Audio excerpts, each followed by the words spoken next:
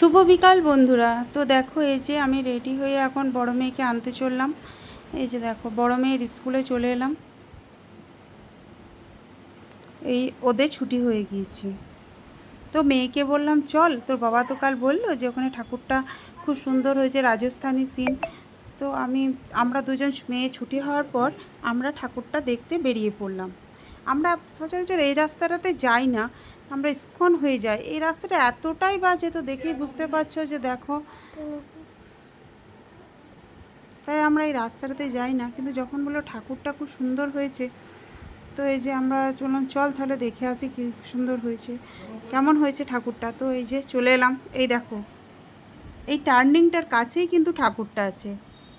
তো এইখান থেকে লাইটের কাজ শুরু হয়েছে। এই যে দেখো, এই রাস্তাটা খুবই বাজে, এত বাজে না, গাড়ি নিয়ে যেতেই তোমার ইচ্ছে করবে না, এত আস্তে আস্তে যেতে হয়। কিন্তু ঠাকুরটা খুব সুন্দর হয়েছে বলেই এই রাস্তাটাতে এলাম। তো এখানে রাজস্থানি সিন করেছে, তো দেখো লাইটে কাজটাও কত সুন্দর করেছে।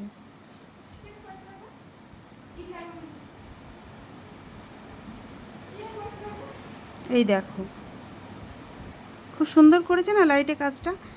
এই দেখো, ছোট্টা ভীম, এইখানে পুরোটাই কার্টুনের সিন করেছে। এখানে ছোটা ভীমে যে যে থাকে সেইগুলো দেখো তুলে ধরেছে এখানে, এই যে দিয়েছে।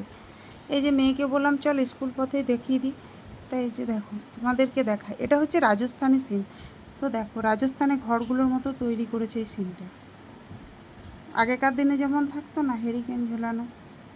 আর দেখো প্যান্ডেলটাও দেখো কত সুন্দর করেছে, এরা গণেশটাকেও কার্টুন আকারে করেছে।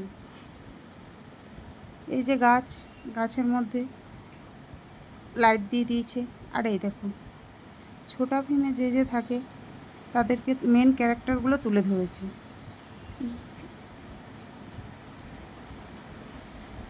দেখো তোমাদেরকে পুরোটা একবার ঘুরে দেখায়। এই যে দেখো, আবার লাড্ডুও রেখেছে। এই দেখো, দেখলে তো, চুটকি। তো তোমাদের কেমন লাগলো আমাকে কমেন্টে জানিও। দেখো গাছের নিচে ভীম আর বসে আছে। এই যে দেখো, এটা কে বলো তো, কে এটা? খুব সুন্দর লাগছে না প্যান্ডেলটা।